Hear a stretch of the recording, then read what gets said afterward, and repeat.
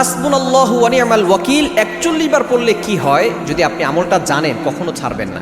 এই আমলটা খুবই গুরুত্বপূর্ণ আমল এবং এই আমলটা আল্লাহ তাআলা নিজে পবিত্র কোরআনুল কারীমের ভিতরে কোট করে দিয়েছেন। আল্লাহ তাআলা নিজেই বলে দিয়েছেন ৪ নম্বর পারার ১১ নম্বর পৃষ্ঠার ১৫ নম্বর লাইন, সূরা আলে ইমরানের ১৭৩ নম্বর আয়াত, হাসবুনাল্লাহু ওয়া নি'মাল ওয়াকিল। আপনি যদি এই আমলটা করেন, ১ নম্বর হচ্ছে আল্লাহ তাআলা আপনার সকল বিপদ দূর করে দিবেন।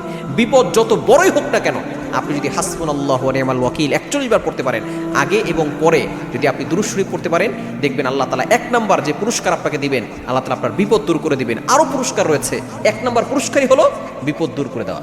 হযরত ইব্রাহিম আলাইহিস সালাম যখন কঠিন বিপদে পড়েছিলেন, নমরুদ যখন তাকে আগুনে নিক্ষেপ করেছিল, ইব্রাহিম আলাইহিস সালাম তখন বলেছিলেন হাসবুনাল্লাহু ওয়া নি'মাল ওয়াকিল, আমার আল্লাহ আমার জন্য যথেষ্ট।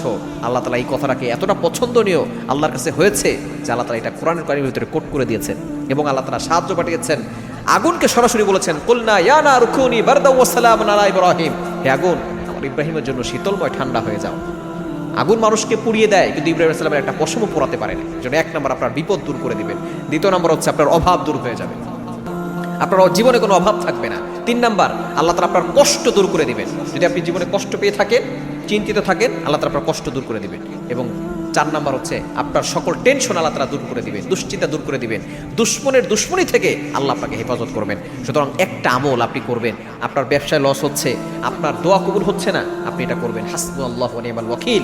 আগে পরে ৩ বার দুরূদ শরীফ পড়ে নেবেন, মাঝখানে ৪১ বার হাসবুনাল্লাহু ওয়া নি'মাল ওয়াকিল পড়ে আল্লাহর কাছে দোয়া করবেন, দেখবেন আল্লাহ তাআলা আপনার সকল দোয়াগুলো কবুল করে নেবেন।